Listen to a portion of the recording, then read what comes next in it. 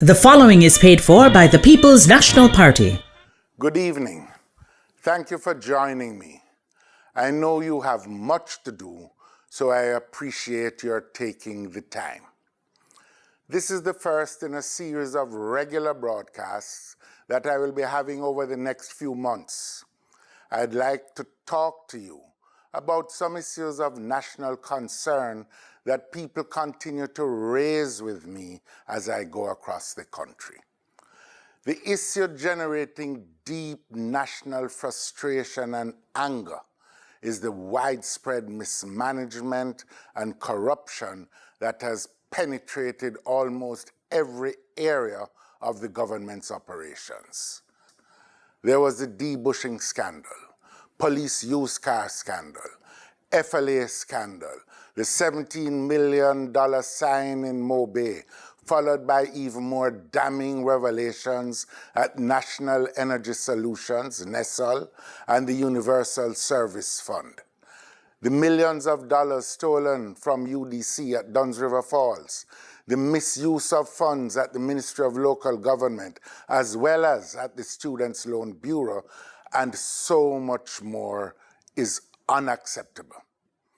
This pattern of corruption in the Holness-led administration was carried to a new level with the revelations at Petrojam.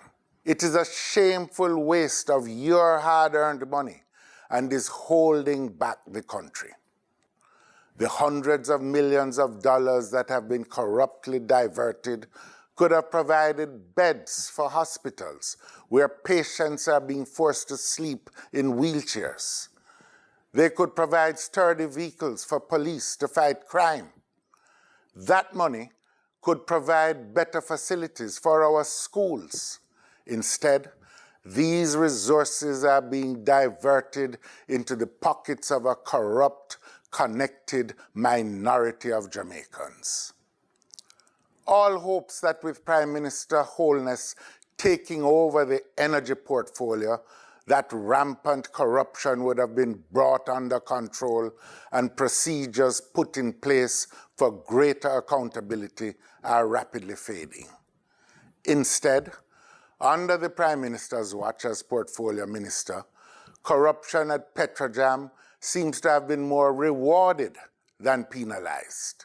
One employee who was unqualified in the first instance received a remuneration package of $10 million.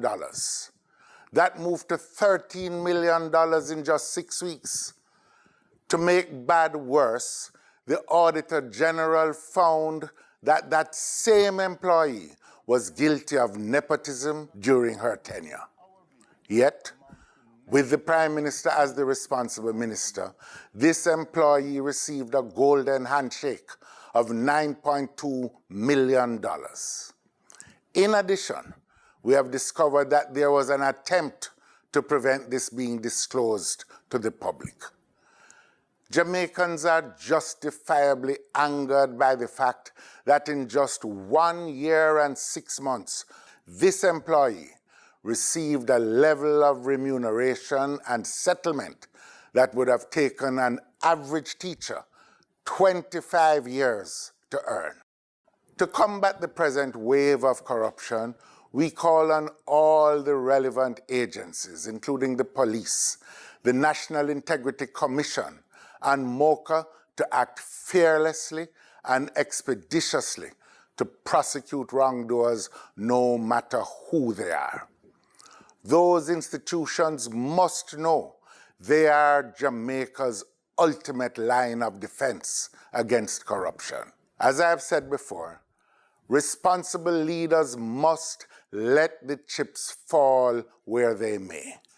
Jamaicans will never have trust in their government unless the guilty are brought to book. I therefore urge all of us to come together and strengthen our resolve to win the fight against corruption in order to build a better Jamaica, a Jamaica that works for all its people and not just for a few.